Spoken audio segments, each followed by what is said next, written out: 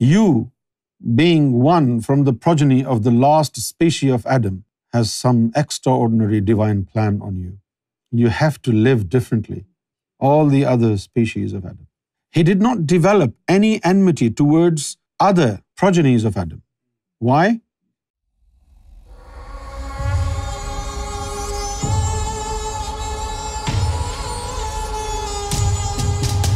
I'm going to share some unique and some really valuable information regarding the creation of Adam. And this information was not mentioned in either Torah or Bible. This was revealed in the Quran. And I'm going to share it with everybody so that everybody may be able to have a profound and accurate insight into it. When God decided to create the last species of Adam, his body was created in the heaven, paradise. When the angels noticed that yet another man was being created, they became skeptical about the creation of a new man. They had their reservations. To an intellectual mind, this suggests very openly, explicitly, that they must have seen how the previous species of Adam lived in this world and how they behaved in this world. And obviously, by the look of it, it doesn't appear to be a pleasant experience for the angels. No wonder the moment they noticed yet another species of Adam was being created, they became skeptical about it, and they raised their reservations with God. And they asked God, "Are you creating yet another man?" And he said, "Yes." And they said he would create mischief in the world and he would shed blood. Why did they say that? Not because they had an insight into future, but because they had seen what the previous species of Adam had done in the past. This objection was based on their observation and their experience. And when they raised their objection, God instantly came up with an answer, and he said, "Don't worry, this time I'm going to furnish him with a unique type of knowledge, and he would be elevated in status and sublime in character." Their mouth was shut. They were then asked to bow in respect before Adam. A moment ago, they had their reservations and they were objecting on his creation. And a moment later, they were commanded by God to bow in respect before the species of Adam, which was being created. Now, the devil, the main one, was idle. He was never active. 13,999 assorted species of Adam were introduced. Their progenies were sent.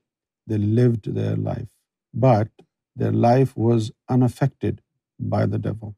Because all those progenies of different species of Adam were given one type of knowledge with which they would worship God.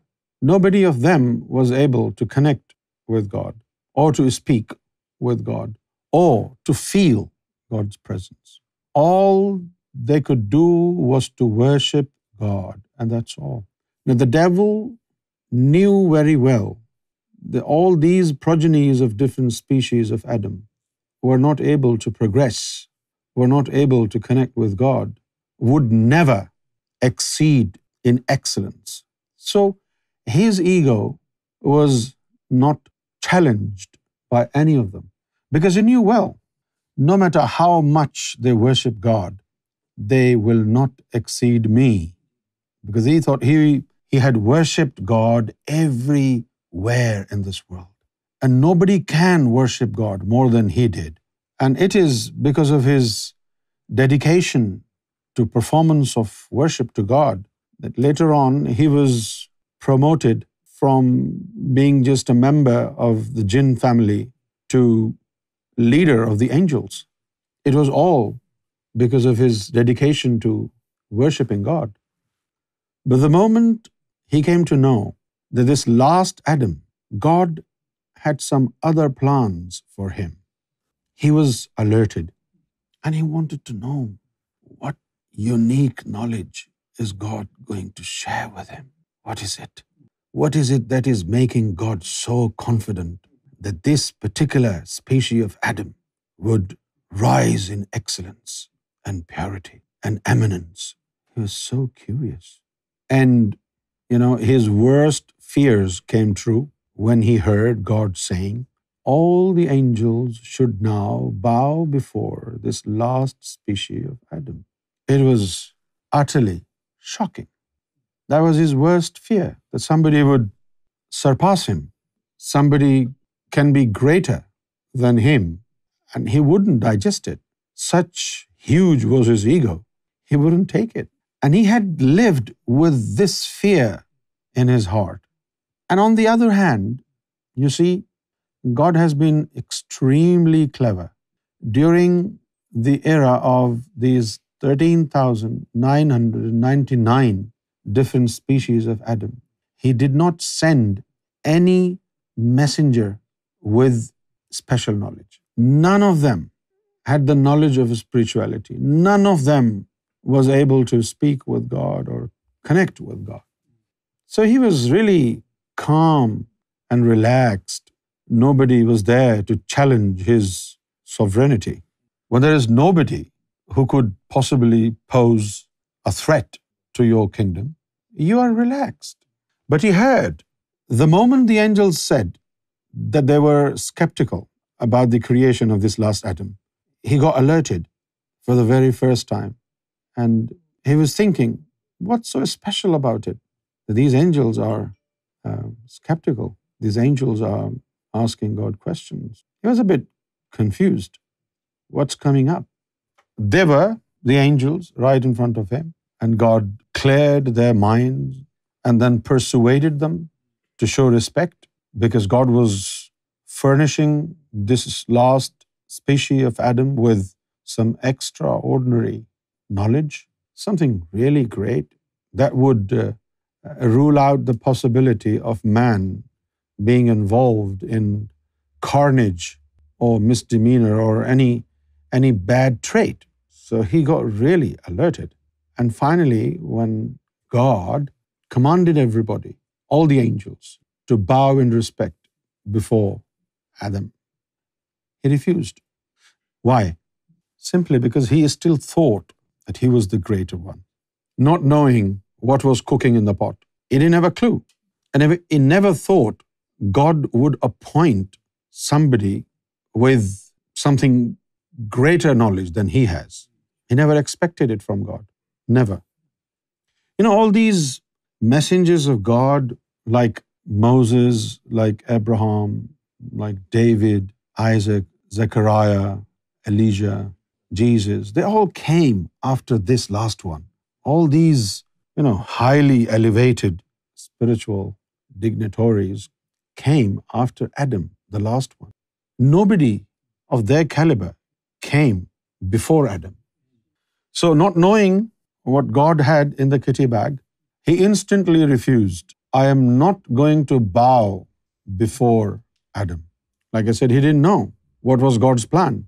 But all the other angels, he was the leader, but the angels, they understood, because God told them in a very flat, straightforward voice, come on, do it. You don't know anything. And then God asked him, what stopped you from bowing before Adam? And you know what he said? He said, you created me with fire, and you created him with clay. I am better than he is. This is why I didn't bow. Ana khayru minhu. I am better than him. He thought he was better. And then when God announced what knowledge was he giving to Adam, he almost had a heart attack, in our language. Now don't ask me, did he have a heart? He was astounded, taken aback, completely shocked. You know what was shocking? I mean, if you're eager to learn, you will want to learn anything that will make you better than everybody else. But the moment you find out that the thing that you want to learn is out of your reach, you can't learn that. Now, this is utter disappointment. Although he asked God, "You want to share this knowledge with me?" God said, "Yes, why not? But it's useless for you because this knowledge belongs to a human heart and you don't have a human heart. This knowledge will only apply and benefit on a human heart." Now, he said he was made of fire and he was being arrogant for being created with fire. But now, the moment he heard the knowledge that he was sharing with Adam was only meant to benefit human hearts, he was so disappointed. A moment ago, he was so proud of himself having been created with fire, and now the fact that he was made with fire was total disappointment for him. See, when you have feeling of jealousy, why do you have it? For example, Shakil has something that I don't have, so I am feeling jealous of Shakil. So on one hand, I will be jealous of Shakil, and on the other hand, I would leave no stone unturned in acquiring what is lacking in me, what Shakil has. But the moment you find out that no matter how hard you try, you can never obtain that thing, how will you feel? I mean, common jealousy is one thing. For example, Rizwan Yassin has BMW and Farhan is jealous of him because he drives a Toyota. So on one hand, Farhan will be jealous of Rizwan Yassin, and on the other hand, he would pull all his strings to make more money and buy BMW. So that jealousy will be short-lived. And soon after he buys a BMW, that jealousy will turn into arrogance. But what if he has collected a lot of money and he goes to a BMW showroom and they tell him, "We're not going to sell you a BMW. Why? Look at your face. Do you look like you can buy a BMW? No, I have money. You must have stolen it. Go back." I mean, when you're jealous of somebody, by hook or crook, you want to compete with him. But when you realize, no, there is no competition. I am not able to compete with him, and I can never get what he has, that will be a unique type of jealousy, which will never, ever vanish from your heart. So the moment devil realized there's this new unique knowledge that God would be sharing with Adam is something that is completely alien to me, and it will not work for me because I do not have a heart, he was disappointed. And this is why God said, "From today, your name is Iblis." This word Iblis has been derived from word ablas. Ablas means disappointed. Now, to common people, God said, "La taqnatu min rahmatillahi." Do not be disappointed in the blessings offered to you by God. Why? What does it mean? The only type of disappointment that God recognizes is the type of disappointment in which you cannot move an inch. But for a common man, do not be disappointed because you have everything to compete with other fellas. Now, the devil was not able to compete with Adam, so therefore he held grudge, enmity against Adam. And you know what he said?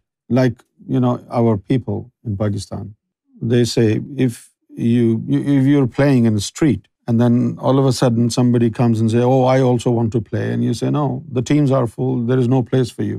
And he will say, "If I don't play, I will not let you play." So this was the attitude of the devil.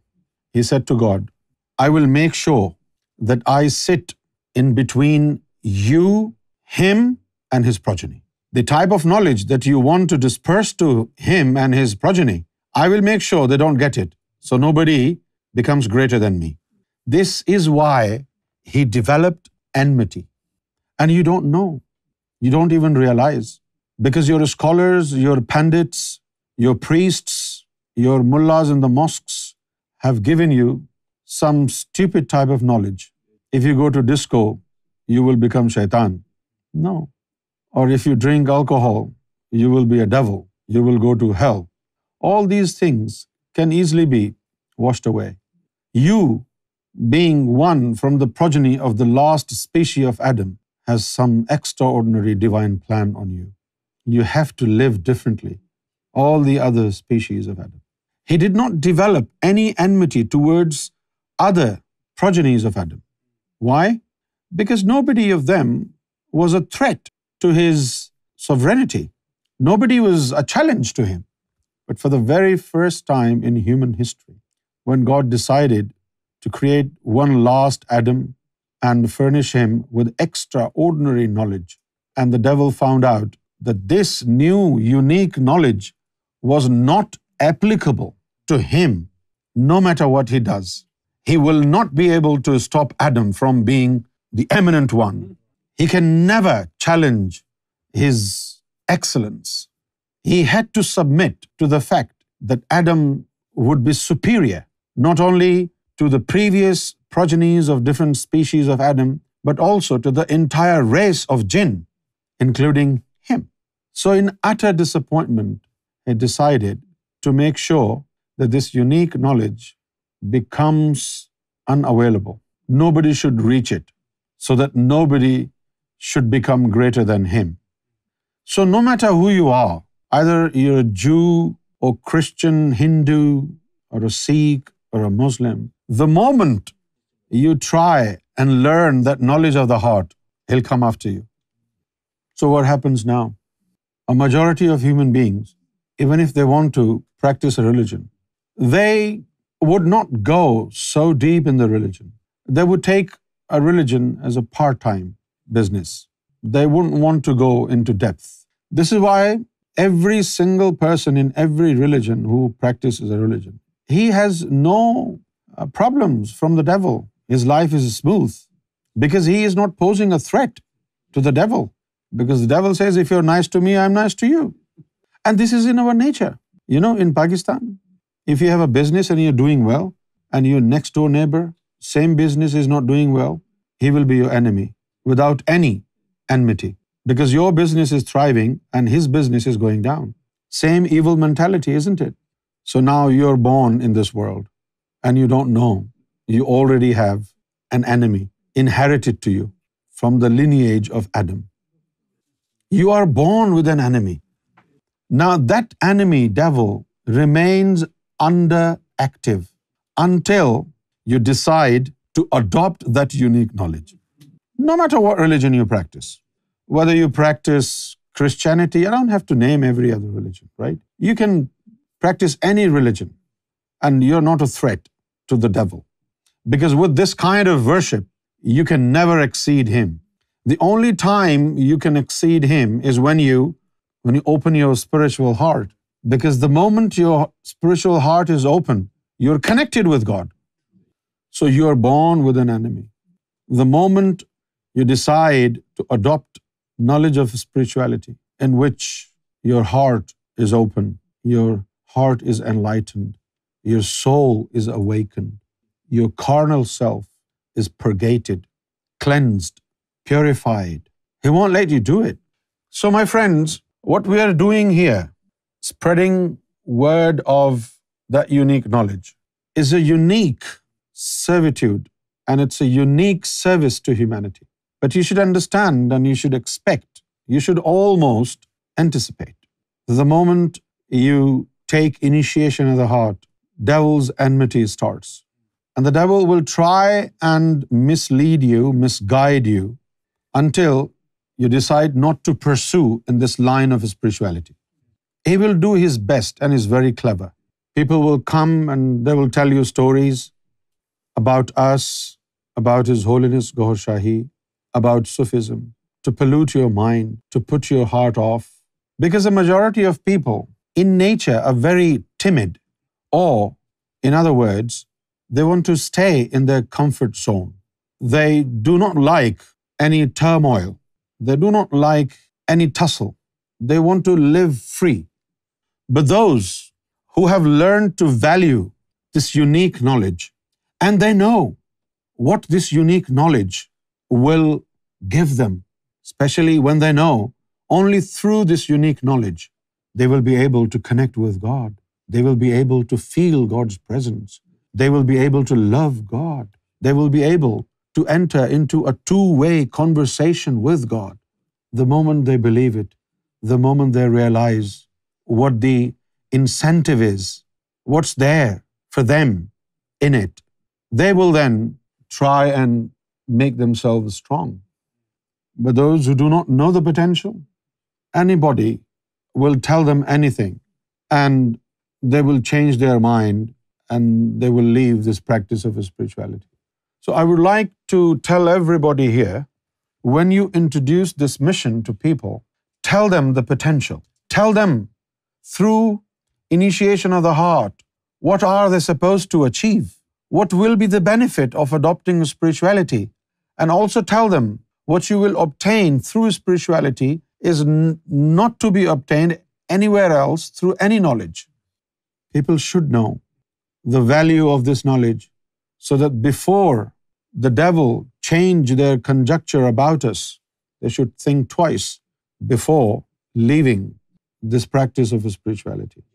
And you should also tell them, God doesn't give a second chance. Once He has blessed you with His name, and then you quit, you cannot come back after you quit, because God is damn serious. This is important. The moment you adopt spirituality and your heart is open, expect the unexpected from the devil. In many different forms, in many different shapes, in many different scenarios, it will be him behind every single problem, trying to stop you, because he doesn't want you to obtain this knowledge of eminence, because you will be posing a threat to him, and he doesn't want that. He's already sick and tired of one Adam. Now you're spreading the word of love to everybody in this world. Everyone. This is why you will see, most of the time you would be bewildered and you would be completely shocked how in different countries people oppose us, people, discourage us. And you ask yourself, why? This is the answer why. You talk about the first knowledge, the devil doesn't show any interest. Okay, go on. I'm not bothered. And here you go. Thousands of people in different countries are now delegated to initiate hearts. So our presence, our work is posing a real challenge to the devil and his accomplices. If we are able to take this mission from one person to another and we're taking it easily, this is not because nothing is happening in the background. The devil is trying his best to stop us, but we continue to spread this mission because we are supported by Gohar Jesus. Only if Gohar and Jesus had not been our supporters, we wouldn't move an inch. So my friends, try and make sure that you do not give devil a chance to hit you. In every country, wherever you live, you should be living like a law-abiding citizen. Respect the law in whatever country you live. Do not do anything unlawful. Do not do anything that can hurt or harm anybody. Because if you hurt and harm anybody, then the angels were right that you would create mischief and you would shed blood. Those who have the knowledge of eminence in their heart, those who become Sufi, they are harmless. They don't harm anybody. They don't hurt anybody. They love humanity without any reservations, without any prejudice. If you engage yourself in unlawful activity ever, I'm not saying you do. I'm just giving you a precautionary message that you haven't done it so far, and make sure you don't do it in future as well. In good faith, I believe that you're all law-abiding citizens. You respect the law. Because our Lord Rariaz Gohar Shahi respects the law. And our Lord Rariaz Gohar Shahi has always advised us to respect the law. Not respecting the law and learning to be a Sufi are two different things. Because when you're becoming a Sufi, you are practically aligning yourself with the law. What does it mean? You are purifying the source of evil in you, and after the purification, you will not do anything bad at all. You will not even have a desire to do wrong things. So this is what you're doing. When somebody commits a crime and that person is punished and goes to jail, after the jail, before he is accepted in the community, he has to spend a little time in rehabilitation center.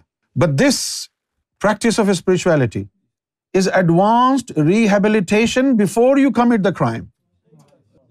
Spirituality rehabilitates you and purify you so that you become crime-free. You never have the desire of doing anything wrong. But also bear in mind, you will not become purified overnight. You will not become purified in 1 year or 2 years. It's a long process. If somebody does anything wrong, do not condemn the teachings of spirituality. Do not think spirituality is nothing. If somebody does something wrong, that somebody is responsible for their actions. Spirituality helps us become pure. And it is evident. It is changing lives of thousands of people all over the world. People who in their past were dodgy, now they're becoming good. They don't have a desire to do bad anymore. But like I said, this is a total transformation. Transformation is a long process. It will take time. Always bear in your mind that the type of knowledge that you're practicing and also you're inviting others to follow is a type of knowledge which has already made a formidable enemy, and that formidable enemy is invisible, the devil. So make sure you walk straight without putting one foot wrong, so that you don't give the devil chance to come after you and get you. Strictly, no wrongdoings, very straightforwardly. Try and be nice to yourself and be nice to others. Respect humanity and purify yourself.